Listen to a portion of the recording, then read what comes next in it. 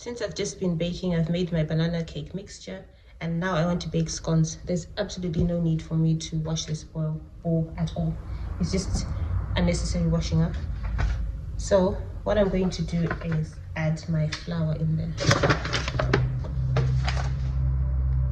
I'm adding 600 grams of self-raising flour. Always on the scale. Yeah, 600 grams. Actually, I'll make a bit more than that. I'll make it 700 grams flour. The nice thing about scones is you can play around with amounts. Okay. So that's 700 grams of flour. Actually decided to increase my flour. I had put 700, but 900, considering this, I'm baking this for a get together later on, and that's why I'm baking the cakes as well. So there are quite a lot of people coming, so I'll just bake extra in case. Okay, so I've got my 900 grams of flour in there, and the next thing I need to add is my butter.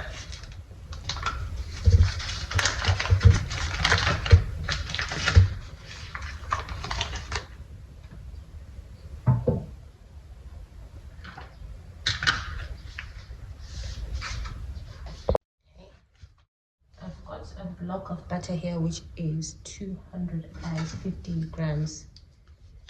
Some people use margarine too. You can use margarine if you like to use margarine. Okay, and then just cut it into blocks. For butter for scones needs to be cold. Just gives a nicer texture when you're baking the scones. So it's not supposed to be very soft like you find with butter for cakes when you're mixing it in.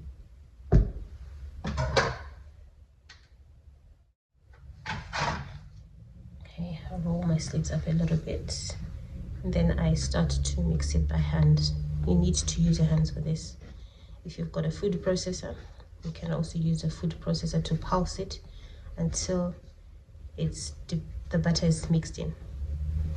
But I prefer to do by hand, but some people can't do it by hand, either for medical reasons or just as a preference. So you can use a food processor.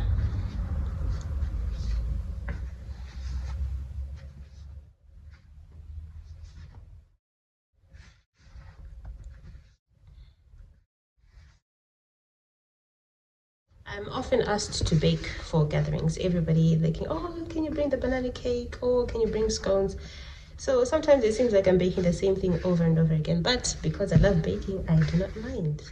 Sometimes when they ask for banana cake, I do take banana cake a lot of times, but then the people I've baked a banana cake for before, before I actually showed them banana cake, they didn't know it. They just preferred things like Madeira cake. And then I said to one day, oh, let me just bake you some banana cake. And then it becomes a favorite. So every time I get requests, banana cake, please, banana cake. But even if I do bake banana cake, sometimes I then take extra cake. Like last time with this particular person I'm taking this to, I baked an orange cake and they loved it. So now they say, oh, any cake, or banana cake, or any cake. So even like chocolate cake, I can take. Okay, so this is now done. You see, it's like crumbly. The butter is all mixed in. The next step is to add some sugar. I usually eyeball the ingredients, even if I'm baking a lot of things. Like right now I'm baking a lot of scones. I've added the base, which is 900 grams of flour, the sugar and everything. I don't usually weigh, I just add them. But for the purpose of this video, I will weigh the sugar. I am going to use caster sugar in this recipe. Okay, caster sugar. I thought it has an E in it. Is it caster with an O or with an E? I wonder, I need to look into it. I've always seen caster sugar spelled with an E. Because I have another empty container of sugar here. It also says caster sugar. Interesting. Okay, anyway, back to this.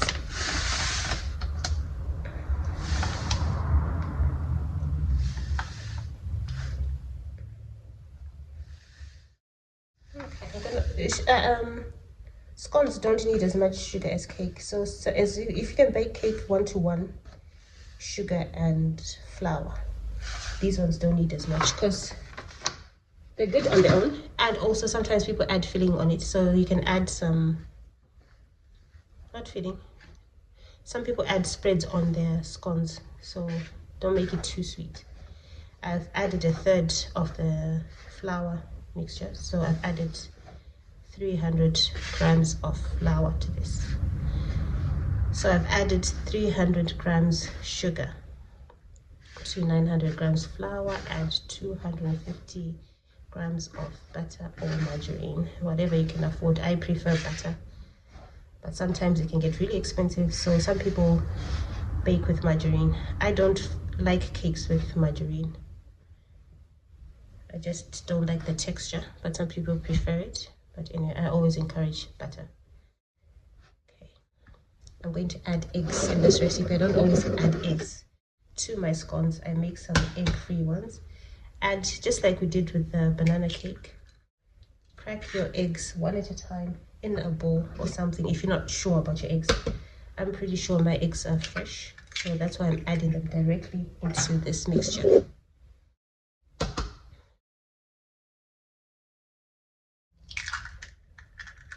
3 eggs. And for this recipe, I don't use milk. I use something else. I use thick, creamy milk, which I use for my bakes. I'm going to add it. For this recipe, I think I'm going to need all of it, which is, how many milliliters is this? Plain yogurt will work to 500 milliliters. I think I need all of it, but just going to leave a little bit. Then just mix this first. The nice thing about scones is if you get the dough too wet, it's absolutely fine because you can just add more flour to loosen it. If it gets too wet, you can add some flour to make it dry again. Drier, not dry, but dry enough to mold it into a dough ball where you can cut the scones. These scones of mine are very, very popular. I get requests for these. If I was to listen to people, I'll probably bake them every single day. Sometimes I do, if I can be bothered, or I bake something else. But these scones are very popular. Some people even ask me to start selling them, but I'm not sure about that yet, but I might.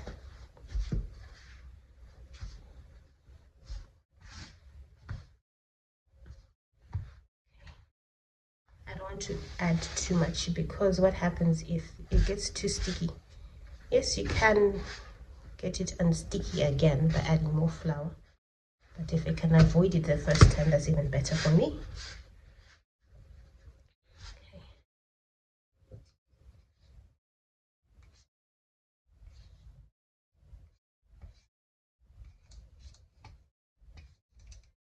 It looks okay now. It looks like I don't need any more, so I'm going to knead with my hands. That will give me a better idea of whether I need to add some more or not. But so far it's looking good. Don't be tempted to add too much liquid too quickly. So I've added about 400 milliliters of the yogurt, the plain yogurt, and the 3 eggs. The 3 eggs have also added in the moisture. 3 eggs, depending on the size, can equal to about 150 milliliters, sometimes more, depending on the size. Yeah, I don't need to add any more actually now.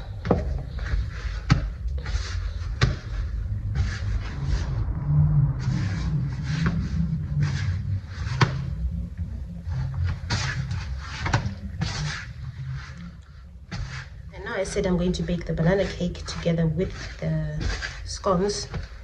So you might be wondering, how is that going to work? Because the cake, you shouldn't be opening the oven while the cake is in the oven, because you risk the mixture to sink.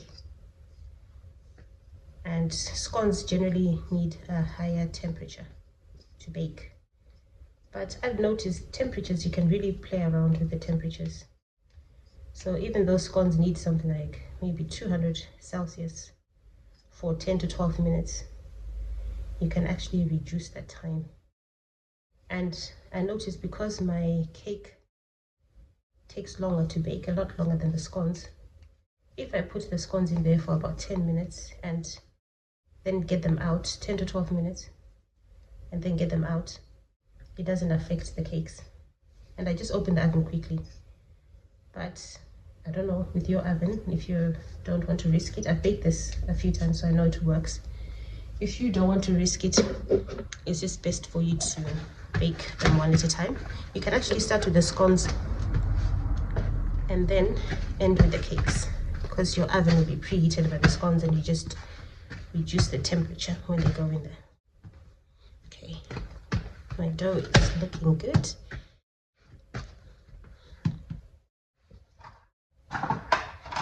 The next thing I need to do is put it on my work surface. Okay, I add some flour. You can add plain flour or self-raising flour that I've been using.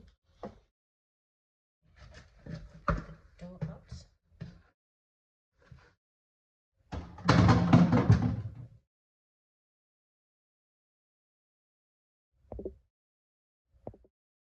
And then gentle knead.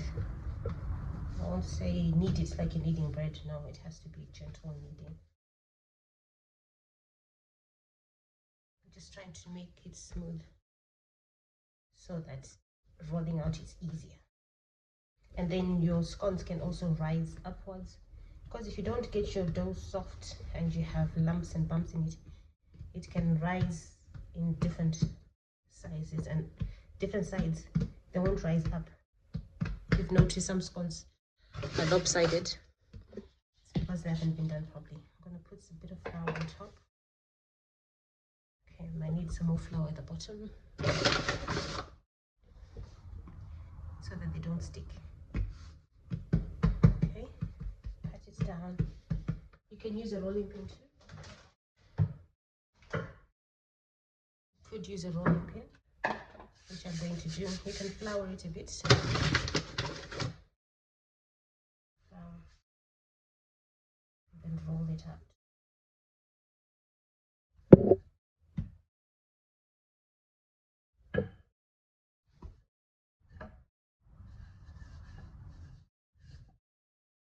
Yes, I'm just doing it because I'm not turning the dough. But yeah, you can actually turn your dough. I think let me just turn it. So I rolled it that way, and then I turn the dough. Roll it again this way. Turn it. So if you leave this quite thick, you have scones that will rise in the oven. Don't make them too flat. Okay, and don't make them too thick either.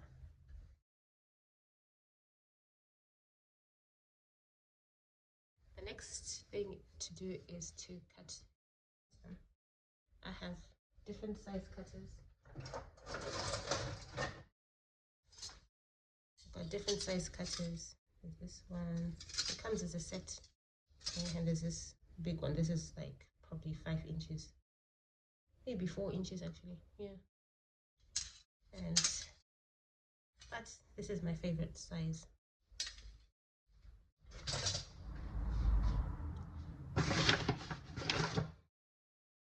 I flour the cutter a bit, and then I start cutting from the edges. Okay.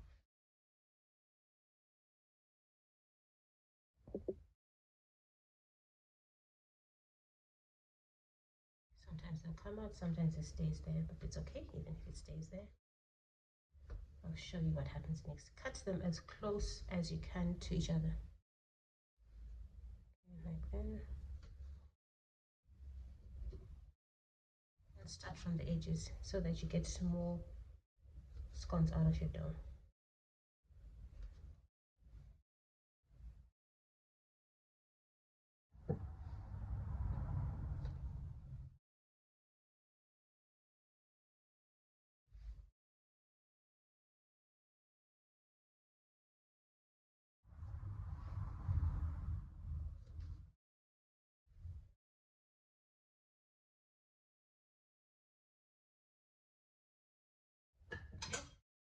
Once you've cut them all out, you can gather up your dough again.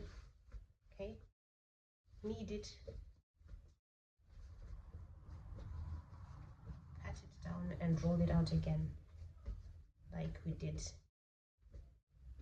in the beginning. Hold it out. Now I'm going to cut more.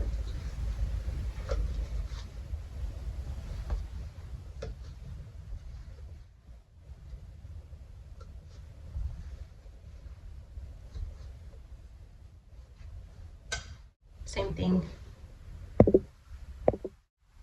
Roll it again until you can't do it anymore, until you can't cut any more shapes out. You could make a giant scone. I think this would work if you have a cafe of some sort and have a giant scone on the menu. Okay, I think I can get two of this one.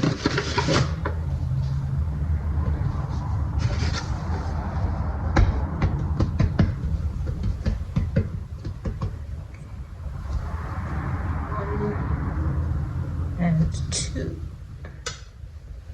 Okay, I still can get more.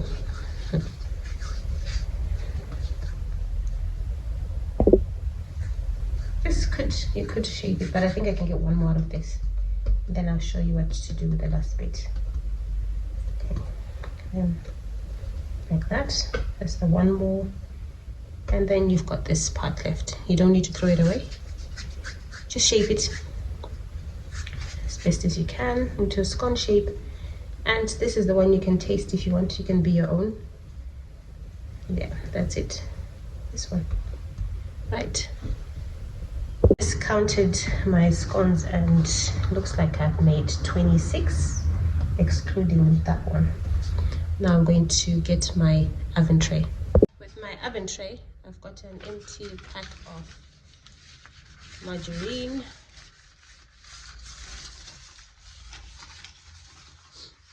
you can even use a flour one. If you have flour, you've got butter, and you can spread some butter on there.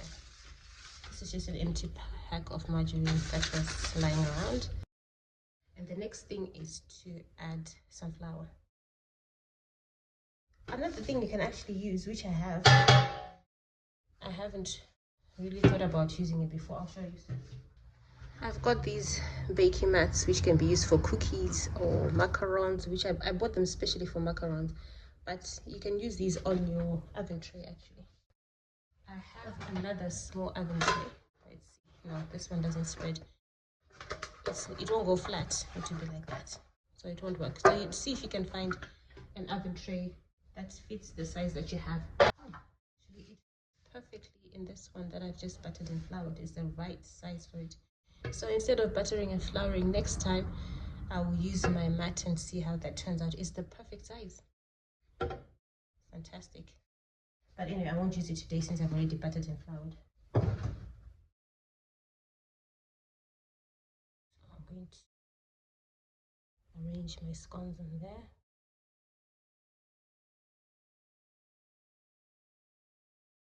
So I can fit 4 in a row. I wonder how many rows I can make. Managed to fit 20 scones in there, 5 by 4. Okay, I've got remainders. Good thing I have another tray. So I am going to now brush some egg onto these ones. I was going to brush egg on top of this, but I've just noticed I've run out of egg and the shops don't open for another half an hour. So I'll do what I usually do, which is to brush some milk on top. So I'll brush some milk on top instead. So putting milk on top Obviously it doesn't give them the same shine you would have when you add egg. But why should I wait for the shops to open for something just simple? But I'm not going to wait for the shops to open just to buy eggs. So I use what I have, and I do use milk quite a lot on some of my scones. So I know milk works. So I'm just going to add milk. It won't bring the shine like eggs do, but it brings a golden brown color, a nice one too. So I'll do that. You don't always have to brush egg, because even some people, wherever they live, eggs are quite expensive, so they wouldn't want to use eggs just to brush and keep it on top. So either way it works. And also I sometimes bake egg-free scones, but egg does give a nice fluffy texture to scones.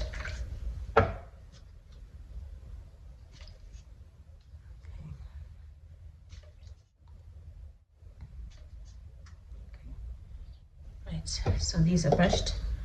Now these are going to go in the oven together with the banana cake. Okay.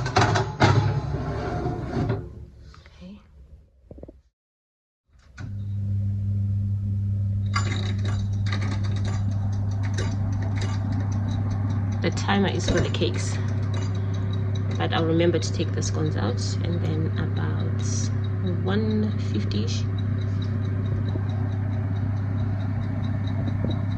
The scones are gonna go on a different tray, but these ones will wait until everything else is ready. It doesn't affect their baking in any way. So the rest of the scones are gonna go in here. They can wait until everything else is baked. Their baking time won't be affected, or they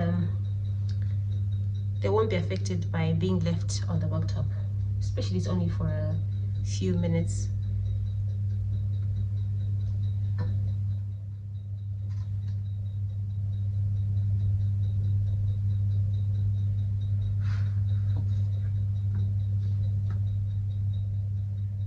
For this, I'll add the milk as well. I might as well do it now because I'm going to start clearing up.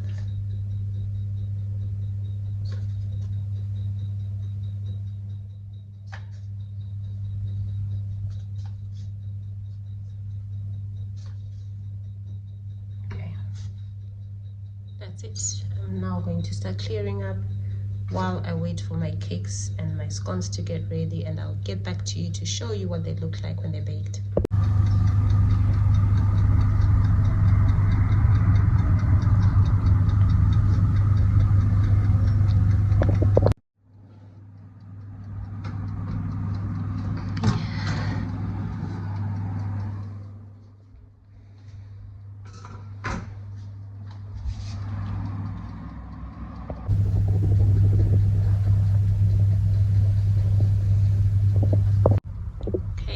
The scones are ready, the cakes are still in the oven, so I'm going to remove them and put them on the cooling rack.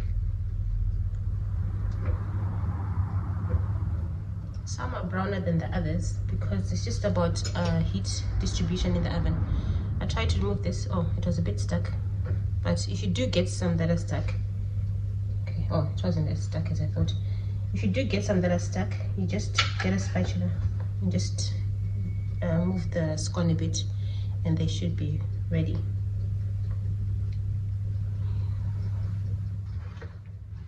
If you get some that are stuck, like this, okay, like this one's a bit stuck, so you just get a spatula or one of these butter knives and just move it along gently there, okay, and it becomes unstuck. You'll get one or two that will do that. It's not a big deal.